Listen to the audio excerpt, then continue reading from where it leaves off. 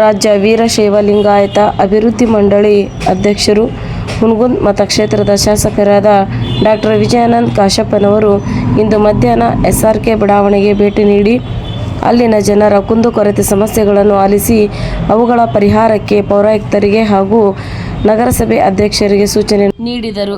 KBN news Ilkal.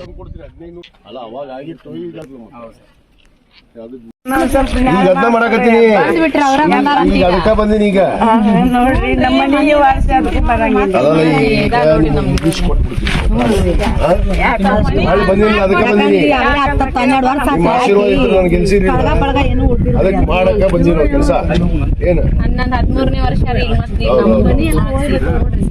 ಇದಮ್ಮ ಒಳ್ಳೆ ತೆಗಿಸಿ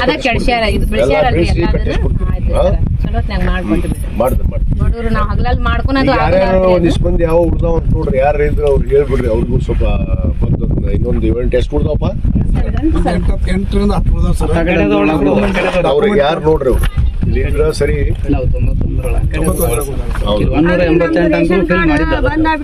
ಸಬ್ಸೆಂಡ್ ಆಗೈತೆ ಅಂತ ತಹಸೀಲ್ದಾರ್ ಆಫೀಸ್ಗೆ ಹೋಗಿ ಬರಾಕೊಂತೀರಿ, ಚಾಲನ ಮಾಡ್ಕೊಡೋಲ್ರಿ.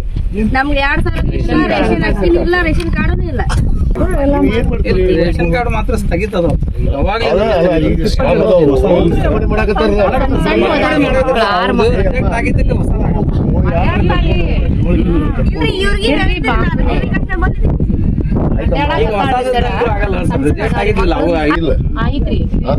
ಐತಿಲ್ಲಮ್ಮ ಮತ್ತೆ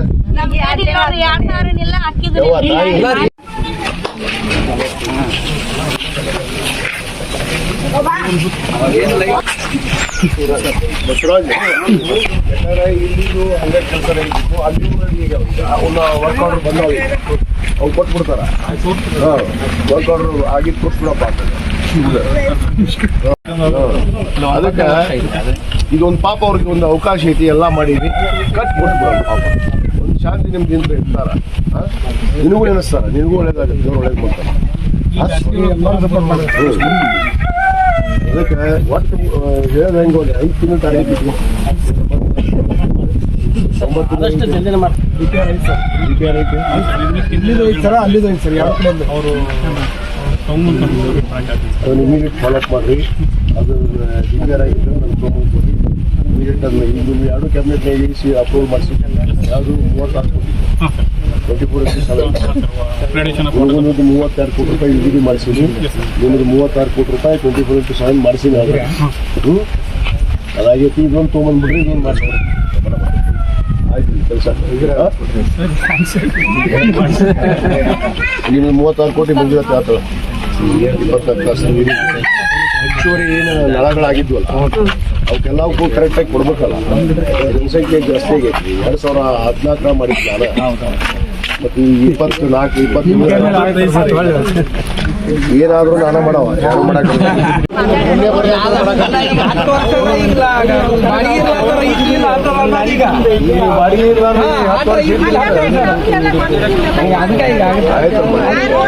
ಸರ್ ಅವ್ರವ್ರ ಪ್ಲಾಟ್ ಅಲ್ಲೆಲ್ಲೇ ಇದ್ದು ಸರ್. ಅವು ಈಗ ಮತ್ತೆ ಅದು ಕಿತ್ತು ಕೇಸ್ ಎಲ್ಲರೂ ಹೋಗೋದು ಬೇಡ ಅಂತ ಹೇಳಿ ಅವ್ರಿಗೆ ಅಲ್ಲಿ ಪ್ಲಾಟ್ ಕೊಟ್ಟಿತ್ತು ಸರ್.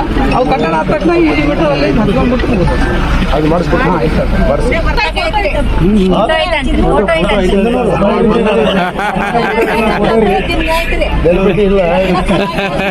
ಇಲ್ಕಲ್ ನಗರದ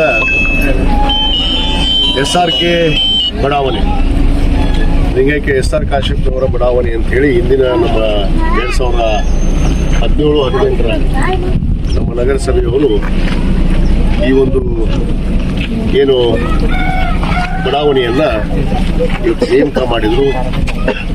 ಈ ಹಿಂದೆ ನಮ್ಮ ತಾಯಿಯವರು ಶಾಸಕರಿದ್ದಾಗ 11 ಎಕರೆ ಭೂಮಿಯನ್ನು ನಾವು ಆಶ್ರಯ ಯೋಜನೆಗಾಗಿ ಬಡವರಿಗಾಗಿ ಇವತ್ತು ನಾವು ಮನೆಗಳನ್ನು ಕಟ್ಟಿಕೊಡ್ಬೇಕು, ಒಂದು ನಿವೇಶನ ಕೊಟ್ಟು ಮನೆಗಳನ್ನು ಕಟ್ಟಬೇಕು ಅನ್ನೋ ಒಂದು ಉದ್ದೇಶದಿಂದ ಇವತ್ತು ನಾವು 2002-3ರಲ್ಲಿ ಈ ಭೂಮಿಯನ್ನು ನಾವು ರಾಜೀವ್ ಗಾಂಧಿ ವಸತಿ ನಿಗಮದಿಂದ ಖರೀದಿಯನ್ನು ಮಾಡಿದ್ವಿ.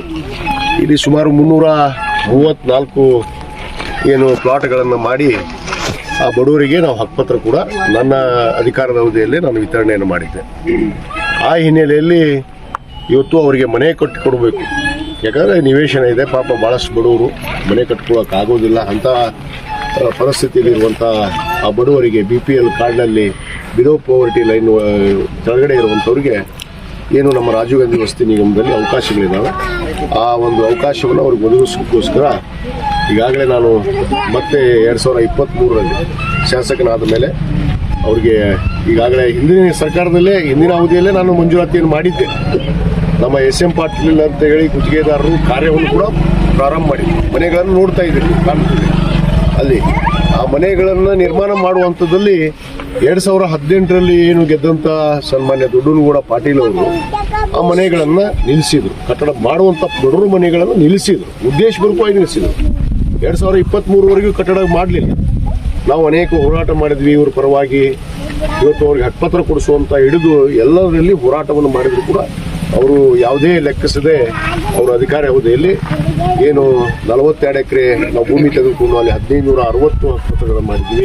ಇಲ್ಲಿ 334 ಹಕ್ಕುಪತ್ರಗಳನ್ನು ಮಾಡಿದ್ವಿ. ಮತ್ತು ಗುರ್ಲಿಂಗಪ್ಪ ಕಾಲನಿಯಲ್ಲಿ ಸುಮಾರು 184 ಹಕ್ಕುಪತ್ರಗಳನ್ನು ನಾವು ವಿತರಣೆ ಮಾಡಿದ್ವಿ. ಇವನ್ನೆಲ್ಲವನ್ನು ಸ್ಥಗಿತಗೊಳಿಸಿದ್ರು. ಆ ಒಂದು ನಿಟ್ಟಿನಲ್ಲಿ ಇವತ್ತು ಜನರ ಆಶೀರ್ವಾದ ನಾನು ಏನು ಅಧಿಕಾರಕ್ಕೆ ಬಂದಿದ್ದೀನಿ ಅವರಿಗೆ ನಿವೇಶನ ನಾನೇ ಕೊಟ್ಟಿದ್ದೆ. ಇವತ್ತು ಮನೆ ಕಟ್ಟಿಕೊಡೋದಕ್ಕೆ ಈಗಾಗಲೇ ಸರ್ಕಾರ ಸುಮಾರು 1,000 ಮನೆಗಳಲ್ಲಿ ಇವತ್ತು ರಾಜೀವ್ ಗಾಂಧಿ ವಸತಿ ನಿಗಮ ಮಂಜೂರಾತಿ ಮಾಡಿದೆ.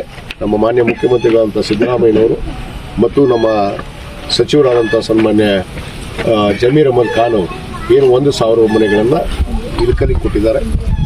ಮತ್ತು ಗ್ರಾಮೀಣಕ್ಕೆ 1500 ಮನೆಗಳನ್ನು ಕೊಟ್ಟಿದ್ದಾರೆ. ಮತ್ತು ಹುನಗುಂದಕ್ಕೆ ಕೂಡ 500 ಮನೆಗಳನ್ನು ಕೊಟ್ಟಿದ್ದಾರೆ. 500 ಮನೆಗಳನ್ನು ಕಟ್ಟಡಕ್ಕೆ ಅನುದಾನವನ್ನು ಬಿಡುಗಡೆ ಮಾಡಿದ್ದಾರೆ. ಆ ಅನುದಾನದಲ್ಲಿ ಇವತ್ತು ಅವರಿಗೆ 1,000 ಮನೆಗಳನ್ನು ಕಟ್ಟೋದಕ್ಕೆ ಈ 334 ಇಲ್ಲಿ ಮನೆಗಳನ್ನು ಕಟ್ಟುವಂಥದ್ದು ಮತ್ತು 42 ಎಕರೆಯಲ್ಲಿ ಸುಮಾರು 700 ಚಿಲ್ಲರ ಅಲ್ಲಿ ಇನ್ನೂ ಉಳಿದಂಥ ಮನೆಗಳನ್ನು ಅಲ್ಲಿ ಕಟ್ಟಡ ಮಾಡೋದಕ್ಕೆ ಈಗಾಗಲೇ ಸರ್ಕಾರ ಆದೇಶ ಮಾಡಿದೆ. ಅದಕ್ಕೆ ನಮ್ಮ SM ಪಾಟೀಲ್ ಏನು ಹಿಂದೆ ಅವರೇ ಗುತ್ತಿಗೆಯನ್ನು ಪಡೆದು ಇದು ಪ್ರಾರಂಭ ಮಾಡಿದ್ರು. ಅವನ್ನ ಉದ್ದೇಶಪೂರ್ವಕವಾಗಿ ಇವರು ಹಿಂದಿನ ಶಾಸಕರು ಏನು ಮನೆಯನ್ನು ಕಟ್ಟಬಾರ್ದು ಅಂತೇಳಿ ಅವ್ರ ಮೇಲೆ ಅನೇಕ ಆರೋಪಗಳನ್ನು ಮಾಡಿದರು. ದುಡ್ಡು ಕಟ್ಕೊಂಡು ಓಡೋಗ್ಯಾರ. ಹಿಂದಿನ ಅಧ್ಯಕ್ಷರು ಕೂಡ ನಗರಸಭೆ ಅಧ್ಯಕ್ಷರಿದ್ದರು ಒಬ್ಬರು ಮೇಡಮ್ ಅವರು ಕೂಡ ಆರೋಪ ಮಾಡಿದರು. ಏನು ಗುತ್ತಿಗೆದಾರರು ದುಡ್ಡು ತಗೊಂಡು ಓಡೋಗ್ಯಾರ, ಅದನ್ನ ಶಾಸಕರು ತಿಂದಾರ, ನಮ್ಮ ಮೇಲೆಲ್ಲ ಆರೋಪ ಮಾಡಿದ್ರು. ಶಾಸಕರು ತಿಂದರು, ಎಲ್ಲಿ ತಿಂದರು, ಹೆಂಗೆ ತಿನ್ನಕ್ಕೆ ಬರುತ್ತೆ ಅನ್ನೋದು ಅವ್ರಿಗೆ ಕಾನೂನಿನ ಅರಿವಿಲ್ಲ.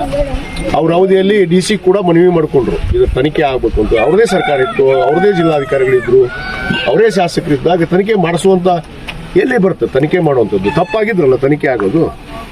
ಇಂಥವೆಲ್ಲ ಉದ್ದಾಟತನದಿಂದ ಬಡವ್ರ ಹೊಟ್ಟೆ ಮೇಲೆ ಕಾಲು ಕೊಡುವಂಥ ಕೆಲಸ ದೊಡ್ಡನಗೌಡ ಪಾಟೀಲ್ ಮಾಡಿದ.